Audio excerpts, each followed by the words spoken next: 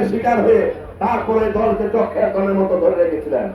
কাজে আমি কে নমিনেশন পেলাম আজকে পাইল সেটা বড় কথা না, নমিনেশন বড় কথা না, দল বড় কথা। নেতৃবৃন্দ এবং সুধীবৃন্দ, আসসালামু আলাইকুম। 7 নভেম্বর কেবলমাত্র বিএনপির জন্য নয়, জাতীয়তাবাদী শক্তির জন্য নয়, বাংলাদেশের জন্য, বাংলাদেশের স্বাধীনতা ও সার্বভৌমত্বের জন্য একটি অতি গুরুত্বপূর্ণ দিন।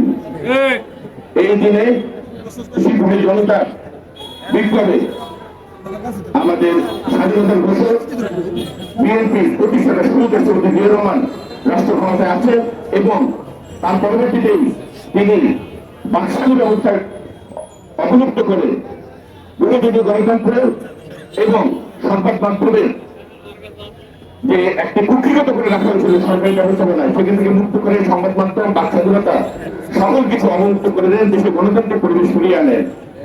ঠিক তেমনি আমরা আজকে সেই 7 নভেম্বরের চেতনা এই উদ্বুদ্ধ হয়ে আগামী ফেব্রুয়ারিতে যে আসন্ন জাতীয় সংসদ নির্বাচন হতে যাচ্ছে, সেখানে বাংলাদেশের জনগণকে নিয়ে জাতীয়তাবাদী আদর্শে বলিয়ান হয়ে আমরা সকলে দলে দলে ধানের শীষ মার্কায় ভোট দিয়ে আমরা ইনশাল্লাহ আবার দেশ নেত্রী বেগম খালেদা প্রাণের দল, দেশ নায়ক তারেক রহমানের প্রাণের দল, শহীদ রাষ্ট্রপতি জিয়াউর রহমানের প্রাণের দল বিএনপিকে আবার সরকারি ক্ষমতা আনবে ইনশাল্লাহ। সবাইকে ধন্যবাদ। বাংলাদেশ জিন্দাবাদ।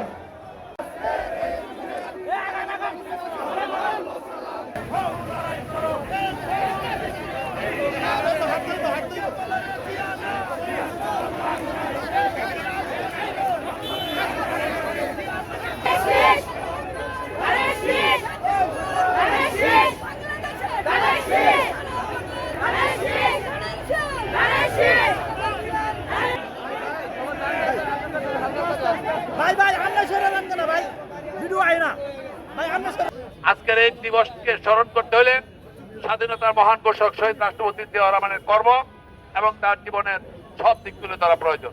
সংক্ষিপ্তভাবে সেটা সম্ভব নয়। এই ক্ষণজন্ম মহাপুরুষ বাংলার জমিনে রাখাল রাজা হিসেবে পরিচিত এবং মানুষের উন্নয়নের জন্য, দেশের উন্নয়নের জন্য যুগান্তকারী কর্মসূচি রেখে গিয়েছেন।